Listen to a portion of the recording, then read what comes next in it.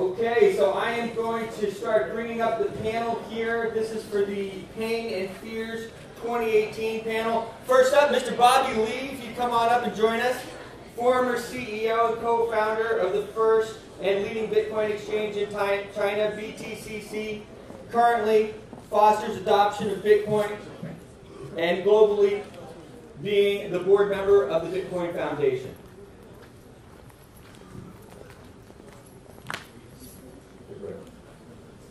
Next, please welcome to the stage Olga Feldmeier. There she is. Come on up, Olga. Give her a nice hand, folks. Olga is the CEO of Smart Valor, a Swiss blockchain-based startup building decentralized marketplace for tokenized alternatives and alternative investments. Olga has extensive experience working in the banking and financial sector. Thanks for joining us. Mr. Jonathan Galea. All right, here he is. Welcome to the stage, sir. Blockchain and cryptocurrency lawyer, a technical expert with certification in C programming, author of one of the first legal thesis on this subject, one of the world's first legal thesis, the effect of Bitcoin on money laundering law. Well, you guys are watching a lot of stuff, huh? This morning? Okay, next up, Mr. Charlie Lee, a man who, the legend, really needs no introduction, a computer scientist. He's best known as the creator of Litecoin. He serves as the chairman and managing director of the Litecoin Foundation. As of July 2013, he also works for Coinbase.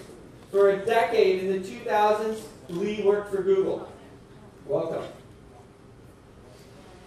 A friend of mine, Mr. Miko Matsumura, founder of Evercoin. Welcome to the stage. A general partner at Gumi Cryptos and a venture partner with BitBull Capital, a cryptocurrency fund of funds.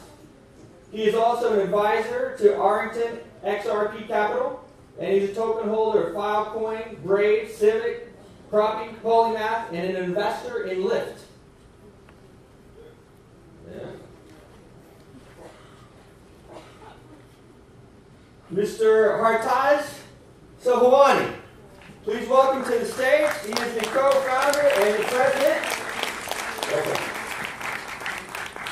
for Hosho, the leading blockchain and security company that conducts smart contracts, audits, and penetration testing of exchanges and blockchain protocols.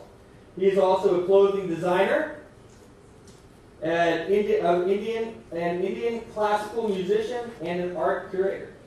Welcome. All right. Mr. Khalid Dianov. Welcome to the stage, Khalid. Yes, sir. He started a banking career in 1995 with the N.M. Rothschilds. During the 1996 to 2010, Khalid worked as in the investment industry, banking industry at UBS, Dresdner, Kleinwort, Anton Capital, and Sputnik Group. And last, but certainly not least, we have Mr. Paul Mockapetris. Did I say this? So again, another legend, folks. We have a lot of brain power up here, a lot of leaders in the space. The creator of the domain name system, DNS. DNS is the fundamental to the internet. A lot of us we were paying a lot of attention to this with the whole ICANN thing. He's instantly translating the common name to the machine address without the user being aware. Welcome.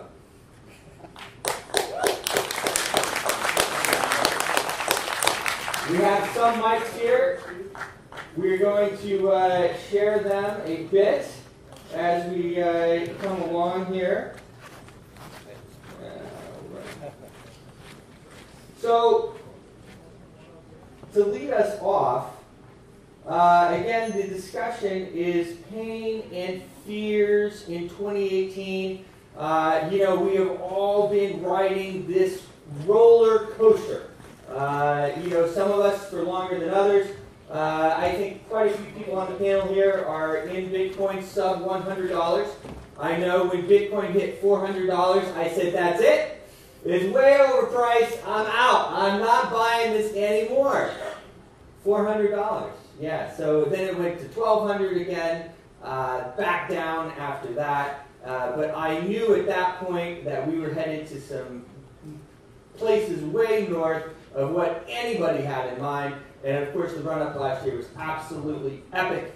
And it was amazing to see, and we're going to see that again. I firmly believe that. So tell me, and anybody can lead this off, what is your vision? What are the pains and the fears of 2018, and where are we going to go over the next couple of months? I'm happy to start. So one thing I want everyone to be clear on is that pain is good, and fear is good. Like why is pain and fear good? Pain and fear, first reason, is fear keeps you from being harmed. If you're sitting in a room and a tiger shows up, should you be feeling fear? Should you be doing something about it? Of course, right? And pain prevents you from harming yourself. Further, if you experience pain, it allows you to learn not to harm yourself again, right? So don't act like a dumbass, right? And one of the great things that we're going to be able to do with this panel is to actually point some fingers and say, like, why are we as an industry hurting ourselves? And how are we as an industry acting like dumbasses so that we can do better? So that's why pain and fear are good, but that's only operating at the level of the meat, right? If you want to go up a level, you can talk about why pain and fear are good, because without pain and fear, there's no courage. And so really, the thing that's happening in this winter, or you might call it an ice age, is that we're separating the people who have the courage from the people that don't have the courage. And that's great. So, you know, I think all these things are wonderful. We're going to build some huge, amazing organizations, companies, DAOs in this era. And I think that's why I'm excited about all of what's happening now. It is really interesting. You know, my father was a combat wounded vet, my grandfather, everything else. And they always told me, they said, you know, there's a very fine line between fear or being brave and actually being stupid or being an idiot. And it's a very fine line, but it doesn't change the fact that, you know, the deed or whatever it is. And, you know, we all believe in the blockchain protocol, into Bitcoin. And so either way, it's an amazing thing. Go ahead. To piggyback on what Miko was saying about pain, Andreas Antonopoulos once talked about how it's kind of like how when a kid burns his hand on the stove. That when a kid burns his hand on the stove, you know, the first time you see a kid burn his hand on the stove, you kind of let it happen. That you know that it's not going to happen again if this kid burns his hand on the stove. And in this industry, we wake up in the morning and $500 million were stolen from a Japanese exchange, and we simply say, yeah, so what's for lunch today? And people are behaving like dumbasses.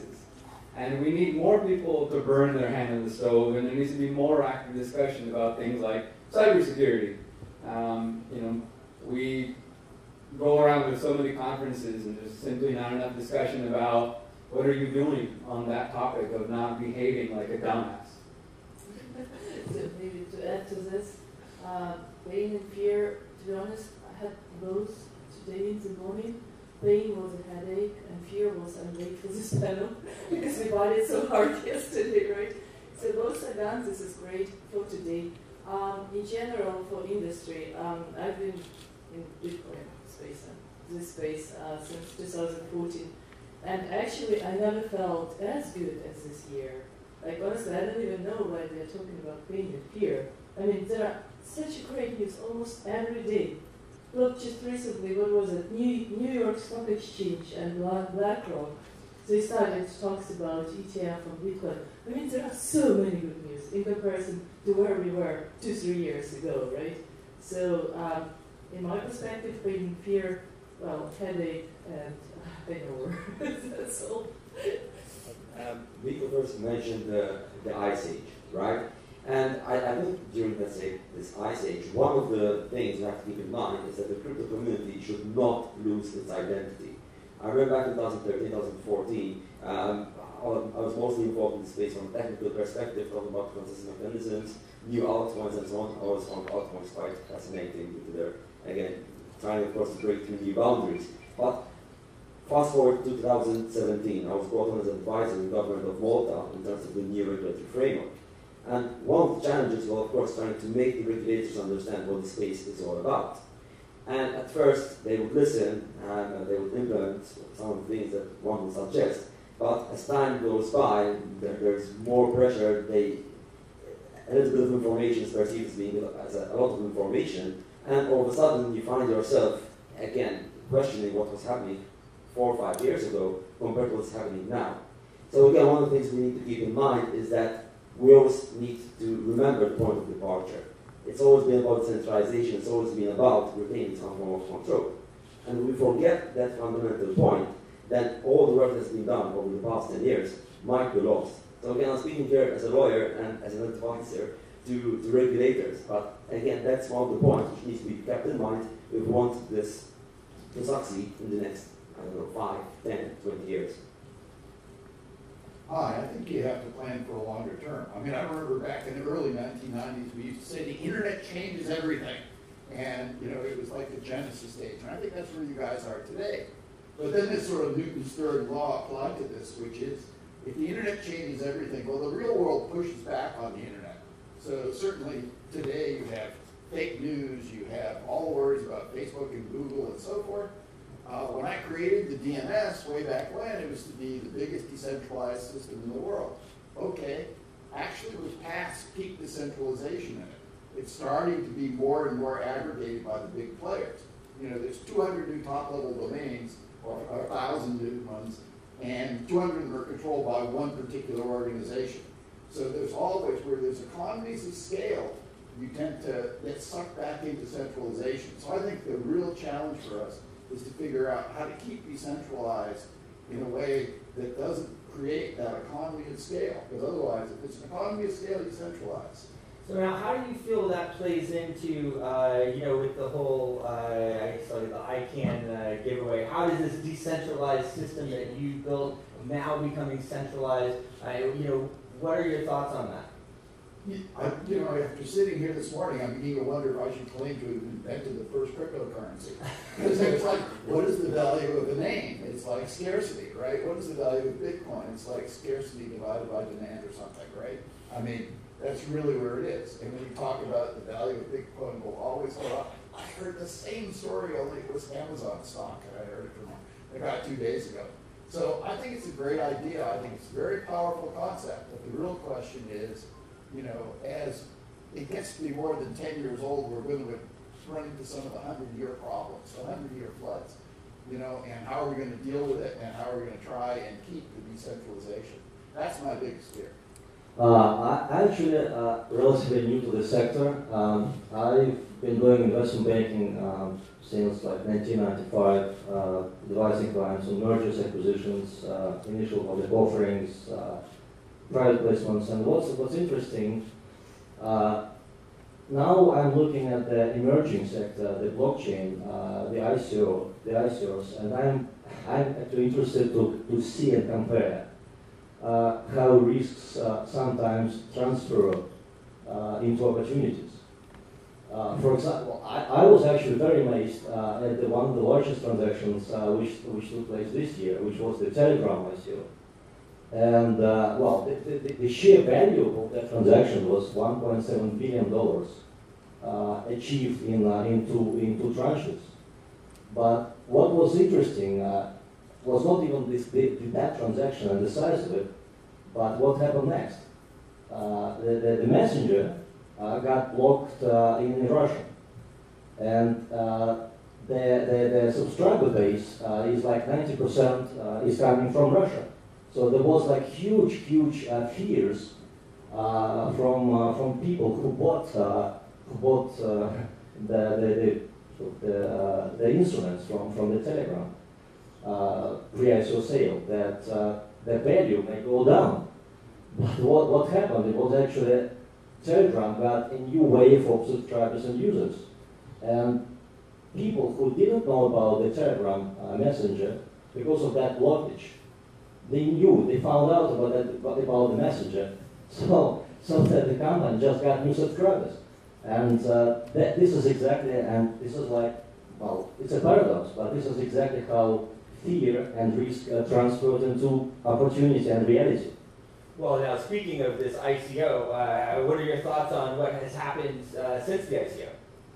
Well, they have a huge roadshow. I mean, they canceled actually the ICO because they raised $1.7 billion and they don't need any more money. So they're planning to launch their Telegram Open Network in about 1.5 years. So I mean, they have a huge team of developers. So I think they're on track. They're on track. Interesting. Well, speaking of ICOs, I think one of the things people are learning this year is there's no free lunch, right? You don't, like, most of these ICOs will fail, and people who threw money at it last year are in a lot of pain this year. And I think that's a good thing. I think people should realize that these dumb ideas don't just succeed just because they're doing a token, right? So I think a lot of people are learning this year, and I think that's good for the industry.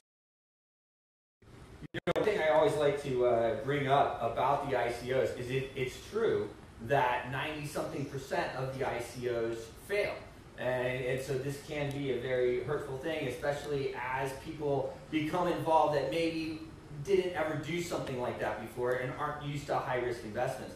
But the fact of the matter is that 90-something% of all startups fail.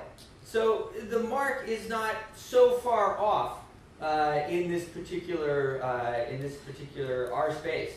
Now, what are your thoughts about, let's say, the altcoins and how that is playing into the decentralization of blockchain? I think one thing Paul mentioned that I think is extremely important is the notion that there is a gravitic force of centralization related to things like economies of scale. So one of the things that I think we should all be rightfully fearful about, and we should learn from burning our hand on the stove, is something Hartej mentioned, which is these spectacular centralized exchange hacks, right? The other thing that's happening with centralized custodial exchange is this notion that we're creating monopolistic power, right? So if you really look at the way that centralized exchanges work with so-called market makers, which are sort of formalized pump and dump groups, you know, if you look at the way that they are investing in and then listing tokens, there's really an extraordinary amount of centralized power that's being aggregated into these custodial exchanges. So to me, I think that's a dumbass thing that we're doing, and you know, we're burning our hands repeatedly on these crazy monstrosities. We're actually seeing a very interesting thing when governments all around the world they're trying to regulate the sector, and basically what they're trying to do, they're trying in a centralized way to regulate and control the decentralized sector.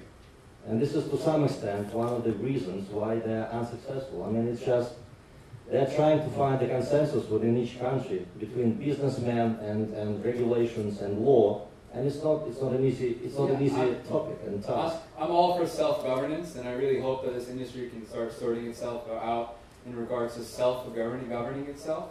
on the topic of things like auditing a smart contract or having an exchange, especially a centralized one that's a custodian, to undergo penetration testing regularly.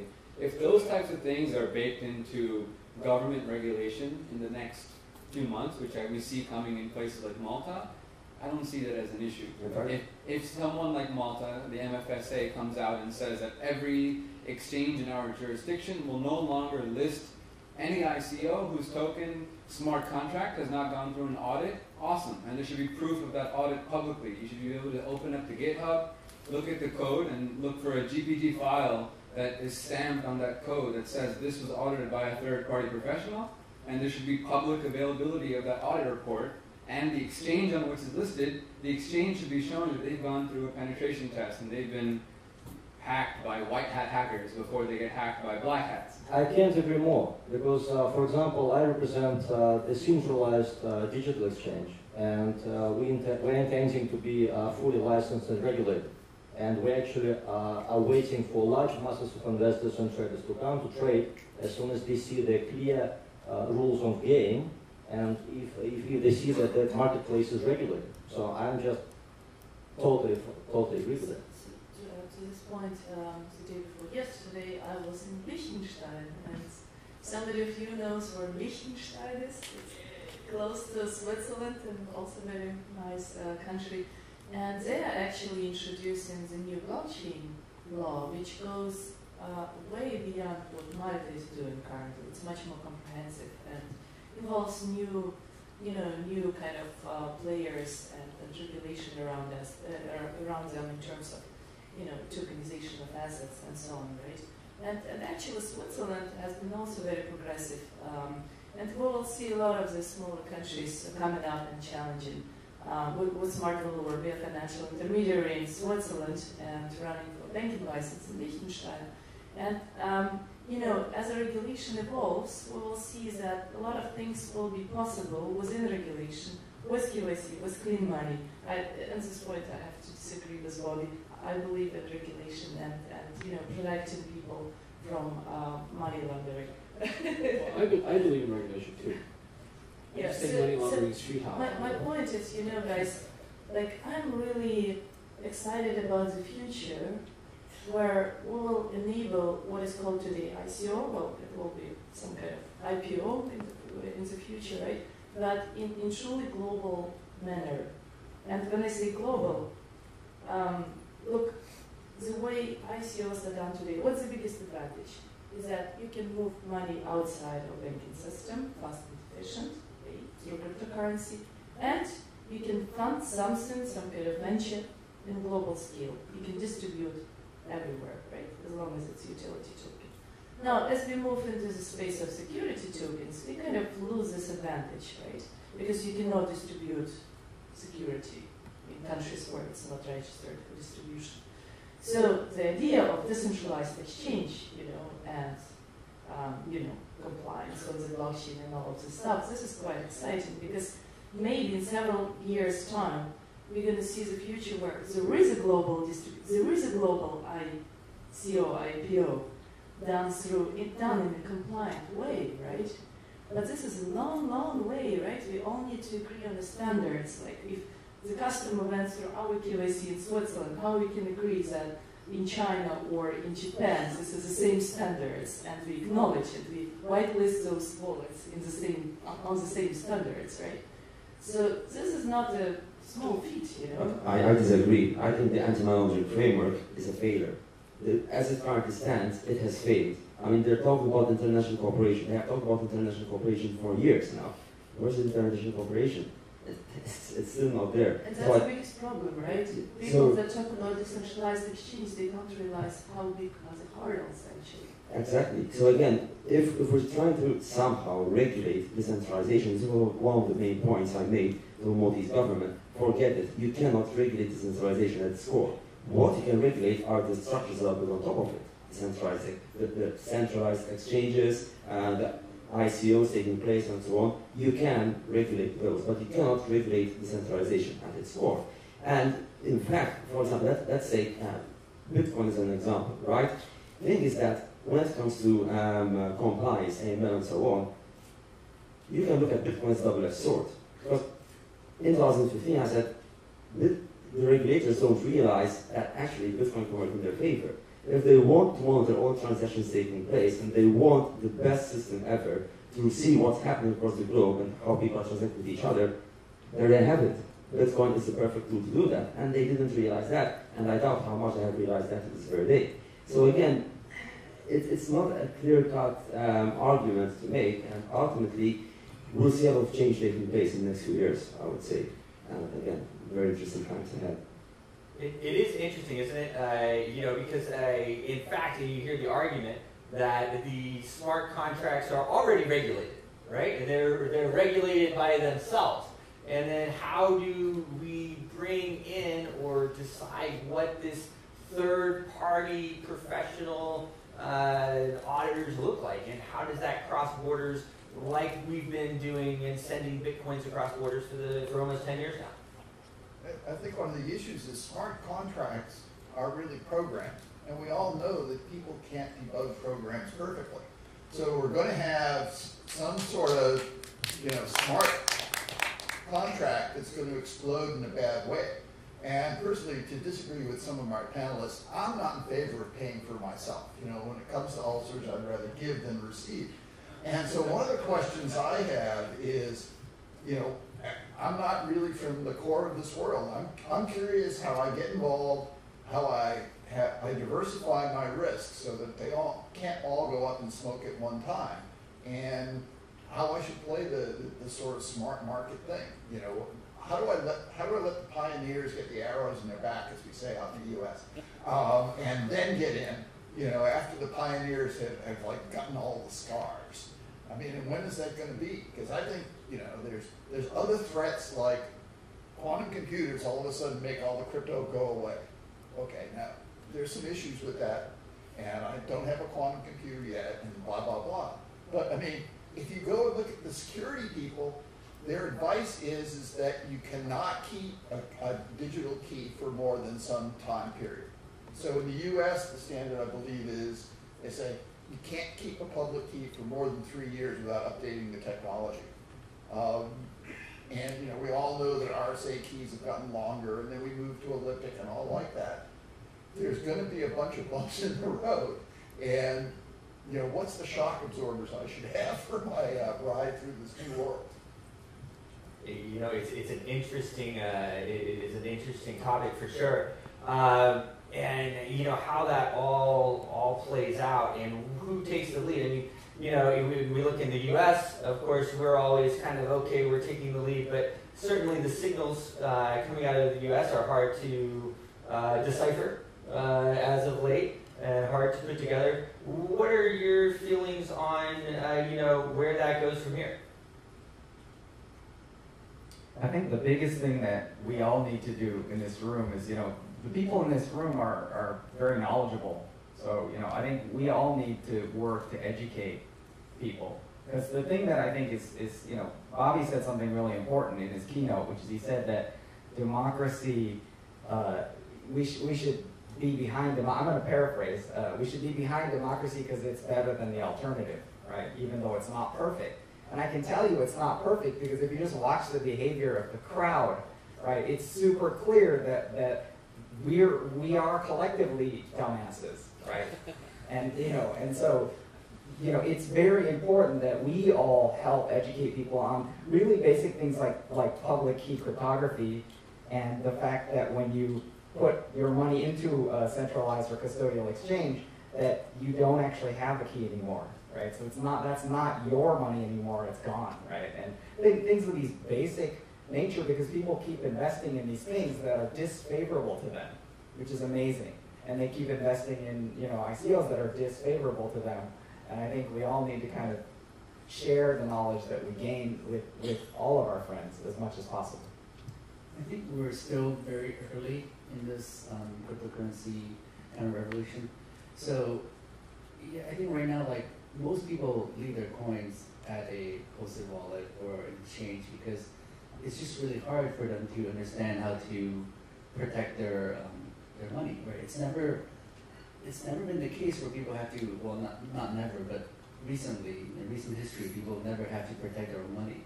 because they always have banks to put their money in, and there's always FDIC insurance, so if anything happens, they get their money back.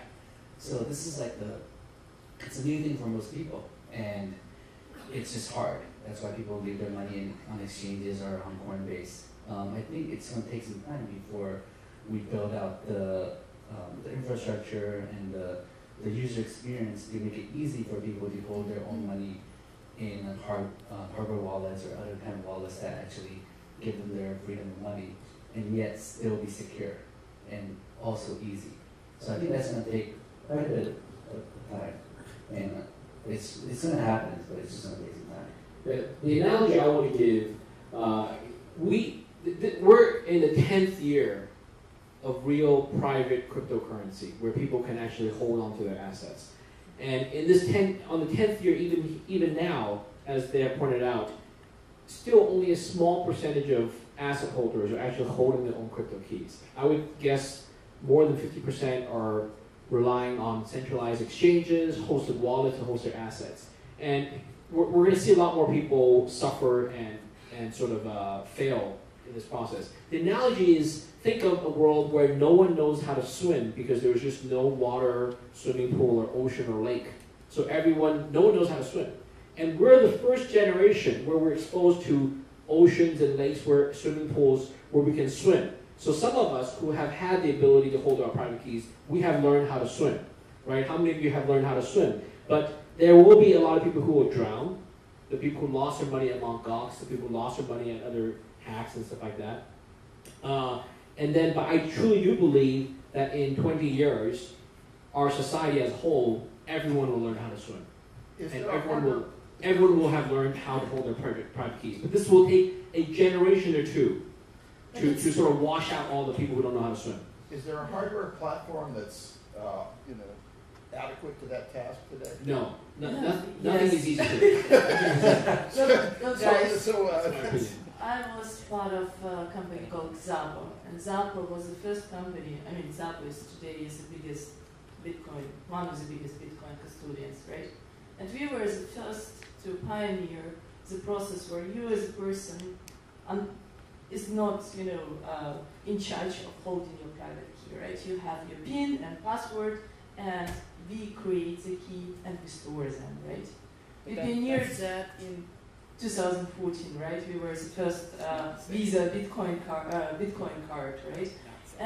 But the problem is, guys, as it stands today, that there is a balance between usability and security. If you want to have it safe, yes, there is a process, right? It doesn't happen. No, but it's still, we had so many complaints. Oh, why does it take so long to retrieve my bitcoins from wallet to wallet? Are you saying the Xapo solution is a good, safe solution, or what are you saying? Yes, of course it's safe. The Xapo solution, customers don't have their private keys. Exactly, and that's actually what people need, right? Horrible solution. Guys, I'm from banking. We're all disagreeing with you. We're all disagreeing, I'm sorry. Well, I'm a Hold your own fucking private keys. Both you store them in your brain and remember your private key. That's the best way to store them. Yeah, but how normal people, guys, that's you geeks, right? But how normal people are going to do this, right? Well, there are some keys for help now, so all I prefer being keys for help. So I think Charlie actually had a great point, which is that it is the industry's responsibility to actually make it easier for people to actually hold their own keys, right? Exactly, And it can be done. This can be done. I believe it has to be done. Otherwise, we will forever live in a controlled society.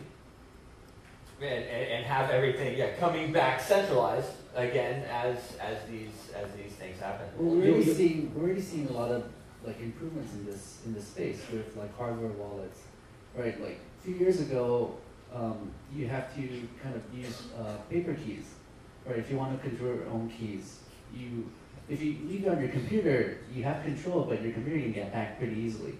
So you print out paper keys, and it's really hard to manage with paper keys. But now you have hardware wallets, and hardware wallets are getting smaller and easier. Just recently, I learned about this new hardware wallet that's a credit card size, the Cool Wallet, which is really easy to use. Connects to your phone and use your phone to send transactions. this will just continue, right? It'll become easier and easier. The UX will improve, and like you said, there's definitely a trade-off between UX and security, but we can get better, right? We can reach a better trade-off where you still have control of your keys, it's still secure, but it's still easy to use, and we just have to get there. You asked the question about the U.S. Regulation. Sure. Yeah. Well, that's an interesting question because people these days they're comparing the adoption rate of blockchain to internet, and if you try to compare the growth rates of this adoption, we are probably at about 1994 in terms of internet adoption. And just imagine how much happened from 1994 to 2018 in the internet space. I think we will be like very, very surprised and amazed what will happen to private keys maybe in 2 years, maybe in 1 year. And just coming back to your question about regulation in the U.S. market, I'm trying to closely monitor what they're doing in like on the federal level and in different states. Let's just understand that our market is, as you pointed out correctly, is only 10 years old. And for example, the U.S. market is like, I don't know, more than 100 years old, and they're still amending their stock market laws. Yeah. So it's still evolving, even it's 100 years old, and we're very critical, and we're demanding so much from the early days and from such a baby market of blockchain. So I think it's we're going to see a lot of developments on the legal side, on the hardware side, on the software side. So I mean, it will be very, very exciting, I think.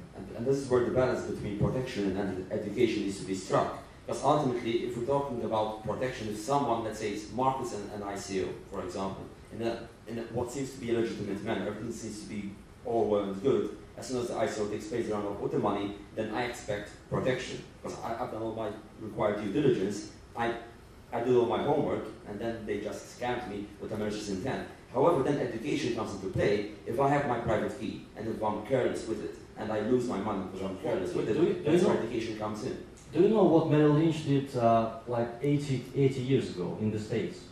It was like a small brokerage, like 80 years ago, and they wanted to get more clients. So what they did, they started placing ads in newspapers. Very small ads, like 5 steps how to open a brokerage account with Merrill Lynch. Plus, of course, they were giving disclaimers. Just very small notes in the newspapers. And they got like, I don't know, millions of clients. And this was also, to some extent, an education. Because they were explaining to people how easy it was to open a brokerage account with Merrill Lynch. Also, of course, they pointed out in small letters the risks of opening those accounts. And I'm actually seeing something similar in this market as well. Because if you see at larger banks and companies and brokers even in the crypto space, they're opening their own academies. So they're trying to talk to their audiences and their clients, basically to explain how they can buy bitcoins and what risk they will be facing. I'm actually seeing that, and it's a good sign. What I want to do before we run out of time, I just want to open it up. Do we have some questions from the audience, for the panelists? Can I borrow this? Sure. Awesome. Before we run out of time, here we go.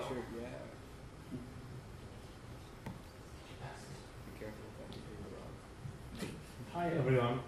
I just want to make just a little precision for the man on the left, because I'm a philosopher.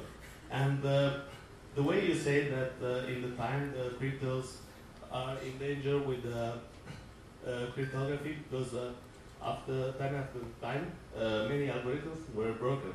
And in this case, the Bitcoin address has a loss of information between the public key and the private key. So if a way there is to obtain the private key from the public key with some technology advance in the future, it's not possible in the Bitcoin to achieve this because the address has a loss of information from the public key. So there is no way in math to reverse this. That may be true, but my experience with security systems suggests that there often is weaknesses that get discovered. And I'm just telling you that the security experts are all saying that there's vulnerabilities, whether it's quantum computers or whatever, and that you have to anticipate some change. So I understand how I don't say math is going to change, but people have used math to prove that bumblebees can't fly. And I think that there may be bugs in the system. But just real quick, I think if we're talking about fear, I think that's something that is probably not worth being afraid of. And I think the speaker questioner is right. But I think we do have big fish to fry, and I do think we should focus on industry issues because we're screwing up as an industry. Yeah, quick comment about the quantum computer risk. So quantum computing, that risk to modern cryptography, is equivalent to the risk against all of e-commerce, all of secure private communication. So if quantum computers can break Bitcoin, it can essentially break all cell phone networks. I can call anyone in the world for free. I can pretend and masquerade to be anyone else. So I think it's equivalent. All of modern internet communication will fall down unless we upgrade. So I'm with you that every maybe 10 years, 20 years, we'll need to upgrade the core technologies and the core encryption standards within it. Yeah, I mean, right now in October, we're going to go change the master key for the DNS. Okay, and they're going to make it longer and so forth. And they're gathering all the DNS experts for a meeting in, I think it's Amsterdam. So they're all going to be there. If it all falls down when they change that key, they won't be able to talk to anybody. It'll be good. It'll be a fun good place to smoke as well. Here, let's go right up front here, and then we'll go into the back here. Go ahead. Hi, I have a question for Miko and Charlie. What do you think needs to happen for mainstream adoption in the next 1 or 2 years? I think I think Charlie hit the nail on the head, so I don't want to stand in front of him. But I think what he was talking about is really much more ease of use, and I think the compromise of giving up your key should not be involved. Yeah. So I think really, if you can get ease of use, and by the way, there's tremendous advancements that are being made. One of the patterns that I've seen recently that I really like is this guardianship pattern. So you can anoint multiple guardians for your key, so you can do a decentralized, semi-decentralized trusted recovery through your friends. Things of this nature, I think, can be a step in the right direction. Charlie? Yeah, well, to answer your question, I don't think mainstream adoption will happen in the next 1 or 2 years. I think it's going to take a lot more time. But to get there, we need better user experience. So in terms of user experience with storing your own keys, make that very easy and still be secure. And also user experience with actually spending your coins. Right now, spending Bitcoin is a lot more complicated, a lot harder than using a credit card. Using a credit card, you just swipe and then you're done. With Bitcoin, you have to pull out your phone, do a QR code scan, and then send, and then wait for it, right? So Lightning Network would help, but obviously with Lightning Network right now it's really hard to use, so user experience for that is very important. In the end, we just want, you have to be able to spend Bitcoin easily. Like the user should not need to know what happens in the background. When you swipe your credit card right now, you don't care how many banks or intermediaries it talks to before it gets approved. It just gets approved like in a couple of seconds. That's what we need Bitcoin and cryptocurrency to get to, where you can just spend it, you can use it, you can store it easily, securely, and then we'll get to mass adoption. I'd like to comment on that. I totally agree with what you said about user experience, but I think, of course, the adoption is on the one hand on the retail side, but also the institutional side. And I think we're waiting, and we will see huge institutional money coming in the market, adding huge amounts of liquidity, billions and billions of dollars. And those institutional players, they're just waiting for their regulation to be put in place. And I think we are going to see that in the next few years. I mean, maybe even earlier. This will add to the adoption big time.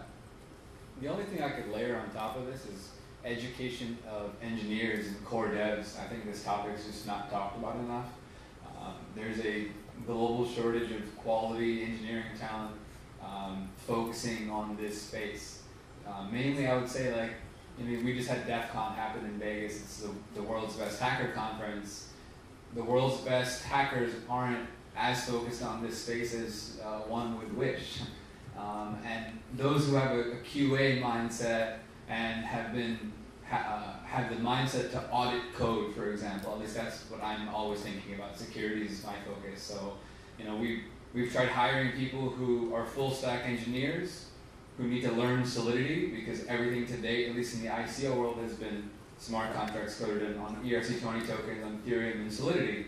And people who are already well versed in Solidity are mostly too rich to get out of bed, and those who are catching up are, they're just like, well, they don't have a QA mindset, even if they can pick up Solidity really quick. And we found, at least for our cybersecurity firm, the other way around worked way better. That you had someone who had a DEF CON background, has been having an audit mindset and deep into being a white hat hacker, teaching that human being Solidity and having them now audit code much easier. And I think this industry overall just needs more abundance in this realm of full stack engineers and more cybersecurity professionals seeking bounty, making things more secure.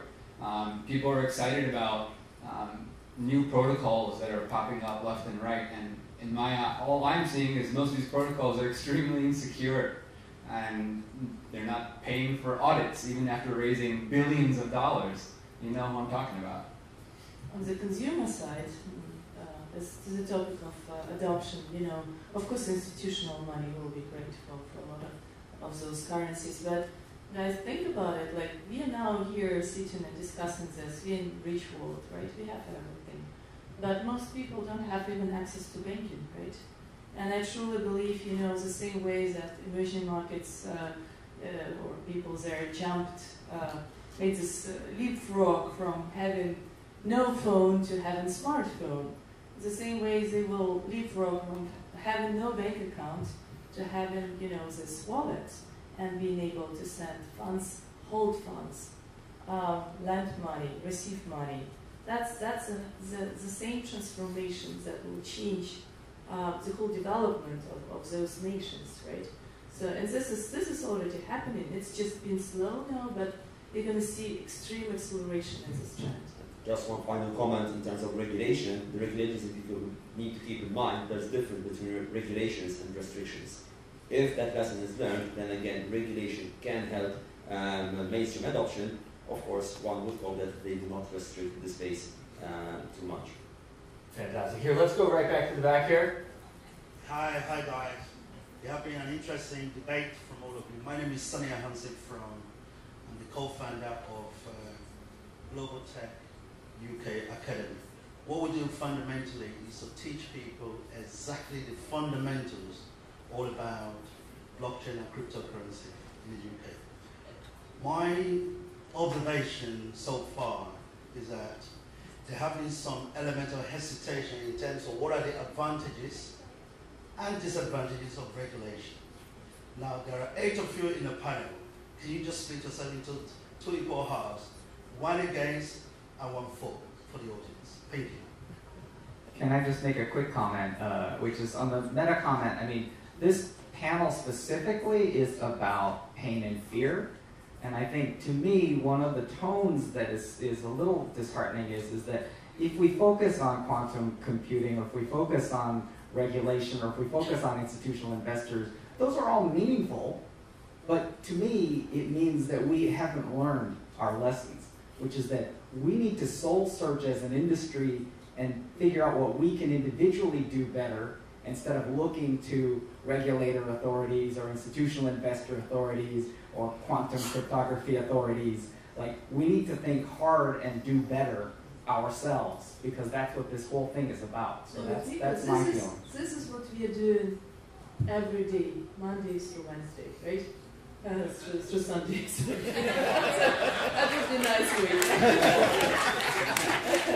No, honestly. 3 days a week is a lot of work. I like your schedule. A lot of work. This is our daily work. Look, what we are doing in Switzerland, we are talking regulatory authorities, how can we implement a better, faster, more efficient KYC? And there's such deep details like, does it have to be a video interview or is it a liveliness test? Like, we are working on this, and it's just a process. It will take a while, but this is us doing all this dirty, small work every day, you know, and collectively as an industry, we're moving this forward. I'm very optimistic about it. It's just really, really tough job because there is, in many cases, shut door, right? And it's through this dialogue with authorities, with regulator, and us not giving up, right? This is how we will succeed. So, Olga, I have a question. So, do you favor, for our industry, to continue to bow down, and work with regulators to implement more KYC, more identity checks, so that people can come on board with crypto? Not more, but differently. Better, using the technology and enabling people who are not criminals transfer money and participate in this. But how do you know if they're criminals? Should we start to go through KYC procedure right now? No, but I want to tell the audience that my thinking, my new thinking these days is just let people be, let people use crypto. Don't force them to go through KYC and all that. Yes, but to use crypto. Because you don't have to. That's the whole point of crypto. Guys, we're speaking about ICOs, we're speaking about people losing money, about scams. I'm talking about investor protection. You protect people by controlling them, right? You protect. The question is, do you protect by exerting your control over people and their assets? Is that the way? No. This is misrepresentation, dear Mr. Bobby. It's not about control. It's about transparency and rules. Guys, if you offer and share the company to people, then you need to have a prospectus. You need to let people know what you're selling, what are the risks. So there are just rules about distribution of securities. And should people hold their private keys? Well, you know, it is really interesting. I'm not winning in this. Let's get to the real point. It's a simple question. It's a very simple question. Like, under your vision, Very simple. with regulation KYC is and all put that, in place to protect people. And should those people have their private keys, or should the regulated authorities have the private keys? Not regulatory authorities, but technology providers that have the proper tools, that build the proper tools to protect people. And they should have the private keys, the technology providers. Bobby, this is, Simple you're question. turning the facts upside down. This is good for people. What is good for people? For Well, the technology It's providers good to for hold the people private if keys? somebody I think takes, responsibility for technical step issues. I'm going to step in here because we're going to take like one more question. But I do think, when we started this whole thing, and for those of us that have been in the space for so long, the KYC and the AML checks and everything else, I mean, gosh, it just kind of takes away the whole thing, it was supposed to be freedom, and it is supposed to, It's the only really way forward, let us all do guys. this stuff. There's But the only way forward. let's There's no other way. Let's take one more question, then we got to wrap it up. We got a fantastic group of beautiful women here that are about to take the stage. Go ahead. Hi, Cristiana, Puerto Rico. Thank you for your time. I wanted to kind of bring it back to what Miko was saying, back to pain and fear, and ask a question. So I think my greatest fear is, what if everything we're building, we have no one to develop it, no one to continue the next generation? So personally, what are you doing in that aspect to continue to transition your knowledge to the next generation and educate the upcoming generation? The only thing I would add to that is, or say to that is, when I'm asked questions about how to get people's mothers to understand about Bitcoin or how to increase mainstream adoption, all I see is the numbers at cryptocurrency conferences going up, and sadly, the numbers of people going up don't include people who have read people like Nick Szabo's essays. In fact, most people I'm meeting at these conferences don't even know who the hell he is. And I see that as a massive issue. If you don't know who Nick Szabo is, leave. Like, he coined the word smart contract in like 1996. If you haven't read his essays, or let's take a step back. Have you read the Satoshi white paper? Right? There's a book called Satoshi's Notes. read it. It's a collection of all of his notes and the original emails from this anonymous entity, Satoshi Nakamoto, who I haven't heard his name the entire day or at most conferences nowadays. Like, let's talk about Bitcoin, Satoshi, read material, and I always add this at almost every talk, which is learn to learn and watch YouTube videos at 2x speed with the subtitles on. And if you can't handle 2x, put it at 1.5x and put on some headphones and like try to learn things before you show up and talk a lot of shit. And one point as well is that we're seeing some positive signs, and in fact there have been a couple of articles saying that millennials are way more interested in cryptocurrencies than they are interested in the stock market and so on. But one thing we need to keep in mind as well, especially for those who have been in this space for quite a while, is that we shouldn't get high and mighty, and we should always be there to educate those who want to learn more about the space. So, in fact, up until this very day, if someone comes up to me and says, hey, can you just explain to me what is Bitcoin? I can easily tell the listener, go and Google it. But instead, I just take 5-10 minutes out of my own day to explain to them what Bitcoin is, what it stands for, and what it means for the future generations. So that is something we need to keep in mind. Again, it has been said time and time again throughout this day, we are part of the first, let's say, generation who is, again, riding the wave into the next technological era. But again, we have to keep that in mind. We have to be evangelists, whether we join the space today or joined the space 10 years ago. So again, we're all evangelists. We need to spread the word. We need to make sure that, again, we support future generations. Well, education is very important, and of course succession is very important, but that's, I agree. Now here, all of us, on stage, off stage, we're doing exactly that. We're spreading the knowledge, we're talking to each other, exchanging views, and basically discussing the vectors. But, well, I'm in my 40s, but at the same time, I don't think we should be too concerned about who will continue, because I'm in my 40s, and I'm probably the oldest in my company at BigX. All other guys, like in their early 30s and 20s. And nowadays, I see lots of very, very smart kids from mathematics, physics, astronautics faculties of the best universities around the world coming into the space. And that can be very easily explained because the blockchain